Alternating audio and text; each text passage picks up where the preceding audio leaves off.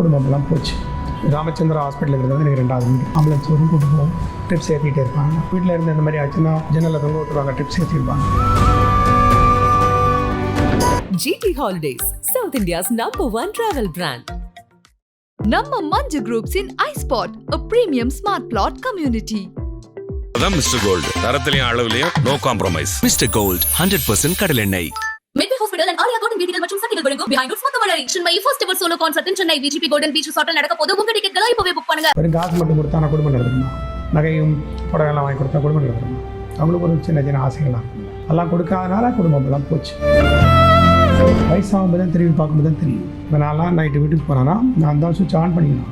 வீடு இருட்டாக இருக்கும், யாரும் இருக்க மாட்டாங்க. பகல்லையாவது ஒரு பையன் இருப்பான், நைட் ஆச்சுன்னா நான் மட்டும்தான். உடம்பு சரியில்லாம போயிடும், பசி எடுக்கும், சாப்பிட முடியாது, டோர் திறந்து வச்சே பண்ணுறேன். அப்போ நம்மளை கூப்பிட்டு போனோம்னா ஒரு ஆம்புலன்ஸ் வரணும்னா பணம் வைக்கலாம், பார்க்கலாம், பேர் வரும், நிறைய ஊர் பார்க்கலாம், நல்லா வண்டி வச்சுக்கலாம். இதெல்லாம் தாண்டி வீட்டில் இருக்கிறவனோட சப்போர்ட் கிடைக்கலாம், குடும்பத்தை மதிக்கணும்னா நல்லா என்னை பார்த்து இவங்க கூட பயணம் பண்ணவங்களுக்கு தெரியும். அவங்களுக்கு ஒரு லைஃப் தானே. அதான் தான் என் டாக்டர்லாம் நான் சொல்கிறது, வராது, ஹெல்த் போயிடும், தூக்கம் போயிடும், குடும்பம் இருக்காது, இதை ரொம்ப நல்லா நடத்தணும் அப்படின்னா நிறைய இதெல்லாம் பண்ணால் கல்யாணம் பண்ணிக்கூடாது.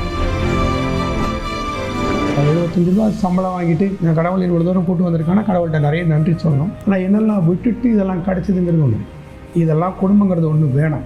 அது இல்லைன்னா நான் பேசுகிறதெல்லாம் இருக்கும். ஏன்னா எல்லாம் கஸ்டமர், எல்லாம் வியாபாரம், இதுதான் உலகம் அப்படின்னு நினச்சி இத்தனை காலம் தரணும். இந்த மாதிரிலாம் வரும்போது இதெல்லாம் விட்டு போயிடும்.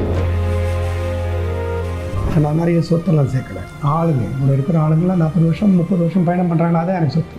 நிறைய கஸ்டமர், அந்த சந்தோஷம் தரேன். சில ஆளுங்களுக்கு சொத்து சேர்த்து சந்தோஷம் கிடைக்கும், எனக்கு இதில் சந்தோஷம் கிடைக்கும். சார், உங்களுடைய இந்த லாங் ஜேர்னியில் சக்ஸஸ் ஸ்டோரி அப்படின்னு நிறைய இருக்கும். நான் உங்ககிட்ட கேட்கணும்னு நினைக்கிறது ஒரு லாஸ்ட் ஸ்டோரி. அதை நீங்கள் எப்படி கடந்து வந்தீங்க? லாஸுங்கிறது வந்து குடும்பம், ஹெல்த்து, நம்பர் 1 ஹெல்த்து இருக்காது, ரொம்ப கஷ்டம். நல்லா நடத்தணும்னா நான் சொல்கிறது வந்து இதெல்லாமே எக்ஸ்ட்ராடனியாக பேசப்படுற மாதிரிலாம் பண்ணணும்னா நம்மளோட நேரங்கள் நம்ம குடும்பத்துக்கு செலவு பண்ண முடியாமல் போய்டும். ஆனால் நல்ல ஒரு ஹெல்த் இருக்கிற காலம் நம்மளால் சாப்பிட முடியாமல் போய்டும். நம்ம பசி எடுக்கும், சாப்பிட முடியாது, நல்ல க்ரௌடாக இருக்கும், சாப்பிட முடியாது. அப்போ அன்டைமில் சாப்பிடும். அது வந்து யங்ஸ்டர் எங்கே இருக்க ஒரு 40-45 வயசுலாம் தாண்டிடும், ஒன்றும் பிரச்சனை இல்லை. ஆனால் அதுக்கப்புறம் எல்லாமே பாதிக்கும். நான் ஒரு 100 கிலோ இருந்தேன், சாப்பிட முடியாமல் இந்த மாதிரி ஆகிட்டேன் நடுவில். அப்போ கண்டிப்பாக அது ஹெல்த்துனால அந்த குடும்பத்துக்கு நேரம் செலவு பண்ண முடியாதனால வீட்டிலேருந்து சப்போர்ட் கிடைக்கலன்னா, நம்பிக்கை இல்லைன்னா நம்ம இந்த சம்பாதிக்கிறதெல்லாம் வீணாயிடும். அந்த மாதிரி நாளுகள்லாம் நிறைய கஷ்டப்பட்டுருக்கோம். தூக்கம் இல்லாத நாளுகள், பயம்னா இப்படி தான் நடக்கணும்னு நினச்சா பயம் வரும், எப்படி வேணாலும் நடக்கணும்னு நினச்சா நான் பயமெல்லாம் இருக்காது. வெறும் காசு மட்டும் கொடுத்தா நான் குடும்பம் நடத்துருமா? நகையும் புடவைலாம் வாங்கி கொடுத்தா குடும்பம் நடத்துருமா? அவங்களுக்கு ஒரு சின்ன சின்ன ஆசைகள்லாம் இருக்குல்ல, அதெல்லாம் கொடுக்காதனால குடும்பமெல்லாம் போச்சு. தெரியல, அப்போ போகும்போது தெரியல, வயசாகும்போது தான் திரும்பி பார்க்கும்போது தான் தெரியும். இப்போ நான்லாம் நைட்டு வீட்டுக்கு போனேன்னா நான் தான் சுவிட்ச் ஆன் பண்ணிக்கணும். வீடு இருட்டாக இருக்கும், அதுதான் விளக்கு பற்ற வச்சு சாமி கும்பிட்டு போகிறது. எங்களுக்கு நல்லா எங்களுக்காக வேண்டி செலவு பண்ணுற நேரம் நான் தனியாக இருந்து அங்கே வீட்டுக்குள்ளார 1 ஹவர் இருப்பேன், காத்தால் 1 ஹவர் இருப்பேன். யாரும் இருக்க மாட்டாங்க, வீட்லேயும் யாரும் இருக்க மாட்டாங்க. பகல்லையாவது ஒரு பையன் இருப்பான், நைட் ஆச்சுன்னா நான் மட்டும்தான். முன்னெல்லாம் டோர் திறந்து வச்சே படுப்பேன், உடம்பு சரியில்லாம போயிடும். அப்போ நம்மளை கூப்பிட்டு போனோம்னா ஒரு ஆம்புலன்ஸ் வரணும்னா டோர் திறந்து தான் இருக்கும், அதுக்கெல்லாம் ப்ரிப்பேர் தான் பண்ணுவேன். அந்த மாதிரிலாம் ஆயிருக்கும். ராமச்சந்திரா ஹாஸ்பிட்டலுங்கிறது வந்து எனக்கு 2வது வீடு. வரும், ஆம்புலன்ஸ் வரும், கூப்பிட்டு போவோம், உடம்பு சரியில்லாம போவோம், மீட்டிங் நடக்கும், ட்ரிப்ஸ் ஏற்றிக்கிட்டே இருப்பாங்க, மீட்டிங் நடக்கும். வீட்டில் இருந்து இந்த மாதிரி ஆச்சுன்னா ஜன்னலில் தொங்க விட்டுருவாங்க, ட்ரிப்ஸ் ஏற்றிருப்பாங்க. இதெல்லாம் குடும்பங்கிறது ஒன்று வேணும். அது இல்லைன்னா நான் பேசுகிறதெல்லாம் நடக்கும். ஏன்னா எல்லாம் கஸ்டமர், எல்லாம் வியாபாரம், இதுதான் உலகம் அப்படின்னு நினச்சி இத்தனை காலம் தரணும். அந்த மாதிரிலாம் வரும்போது இதெல்லாம் விட்டு போயிடும். இப்போ நல்லா நடத்துகிறவங்கலாம் கல்யாணம் பண்ணிக்கலையான்லாம் கேட்கல, என்னோடய அனுபவம் தான் நான் பேசுகிறேன். ஏன்னா நம்ம வந்த வழி அந்த மாதிரி. ரொம்ப 75 ரூபா சம்பளம் வாங்கிட்டு நான் கடவுள் இவ்வளோ தூரம் கூட்டு வந்திருக்கானா கடவுள்கிட்ட நிறைய நன்றி சொல்லணும். ஆனால் என்னெல்லாம் விட்டுட்டு இதெல்லாம் கிடச்சிதுங்கிறது ஒன்று இருக்குது. இந்த சந்தோஷங்கள்லாம் கிடைக்கும். இப்போ நீங்கள் கூப்பிட்டு உட்கார வச்சு பேசுகிறீங்கன்னா அது ஒரு சந்தோஷம். அந்த ஒரு சந்தோஷம் டெலிகாஸ்ட்லேயும் நீங்கள் பண்ணி அதோட ஆதரவு நிறைய கிடைக்கும்போது நம்மளை வந்து நாளைக்கு வேலை செய்யணுங்கிற ஒரு தூண்டுதல் வருது. ஒரு ரெகக்னேஷன் கொடுக்குறீங்க, அந்த ரெகக்னேஷன் எங்கெல்லாமோ நஷ்டப்பட்டதை எங்களுக்கு கொஞ்சம் திருப்பி கிடைக்கிது. அப்போ நாளைக்கு இன்னும் நல்லா உழைக்கணும், நல்லா வேலை செய்யணும், இன்னும் ஒரு 10 பேருக்கு வேலை கொடுக்கணும். நம்மளை நானே வேலை செஞ்சு எனக்கு இந்த மாதிரி எடுத்து வந்ததுக்கு கடவுளுக்கு நன்றி சொல்லிகிட்டே இருப்போம். நான் நிறைய சொத்தெல்லாம் சேர்க்கலை. ஆளுங்க இவ்வளோ இருக்கிற ஆளுங்களாம் 40 வருஷம் 30 வருஷம் பயணம் பண்ணுறாங்கன்னா தான் எனக்கு சொத்து. நிறைய கஸ்டமர், அந்த சந்தோஷம் தரேன். சில ஆளுங்களுக்கு சொத்து சேர்த்து சந்தோஷம் கிடைக்கும், எனக்கு இதில் சந்தோஷம் கிடைக்கும். சொத்து சேர்க்கூடாலாம் எனக்கு கிடையாது, எனக்கு இதில் சந்தோஷம் கிடைக்குது. இன்னும் நல்லா பண்ணலாம். இல்லைன்னா 8-10 கோடியெல்லாம் செலவு பண்ண வேண்டிய அவசியம் கிடையாது ஒரு இட்லி தோசைக்கு. சார் கேஷ் பில் வந்து நான் டெய்லி பார்ப்பேன் அப்படின்னு சொல்லியிருந்தீங்க. நம்ம வந்து ஒரு ஏர்லி ஸ்டேஜஸ் ஆஃப் பிஸ்னஸில் எல்லா வேலைகளும் நம்ம வந்து பார்ப்போம். ஒரு கட்டம் போக போக ஃபவுண்டர் அப்படிங்கிறவங்க வந்து ஜஸ்ட்டு மேனேஜ் மட்டும் போதும், மேனேஜ் பண்ணால் மட்டும் போதும் அப்படிங்கிற ஒரு லெவலுக்கு போவாங்க.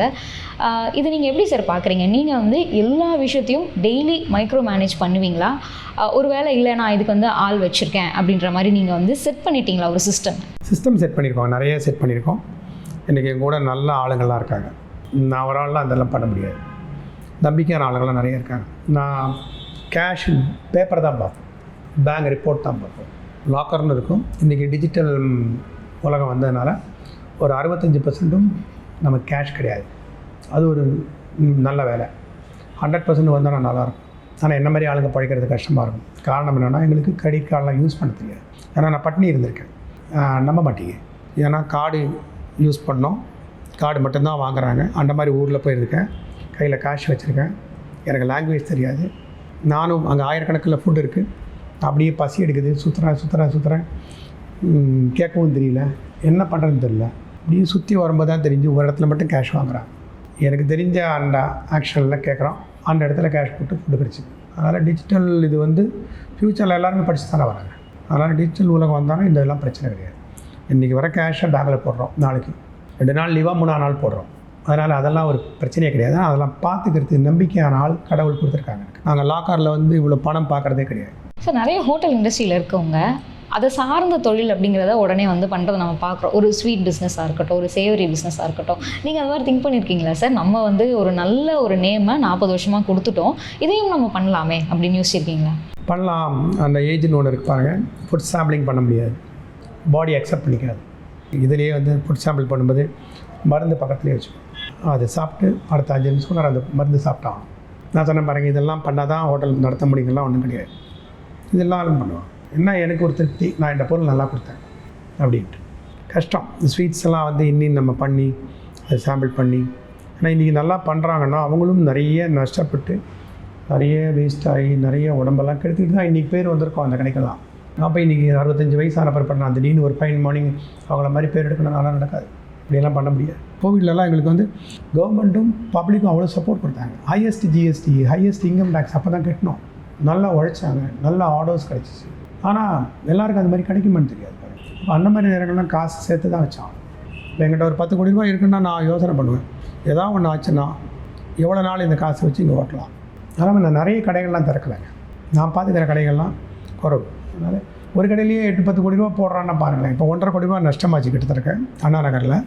அக்கௌண்ட்டில் காசு பேங்கில் இருந்ததுனால எங்களால் அது சர்வைவ் ஆக முடியுது. இன்றைக்கி அதெல்லாம் ஒன்றும் கிடையாது. இன்றைக்கி நல்லாயிருக்கு. இதெல்லாம் ஓப்பனாக சொல்கிறோன்னா எங்களுக்கு ஓப்பனாக இருக்கிறதுனால தான் நாங்கள் சொல்ல முடியும். ஆனால் 8 கோடி ரூபாய் இட்லி தோசைக்கு யார் செலவு பண்ணுன்னு சொல்லுவாங்க.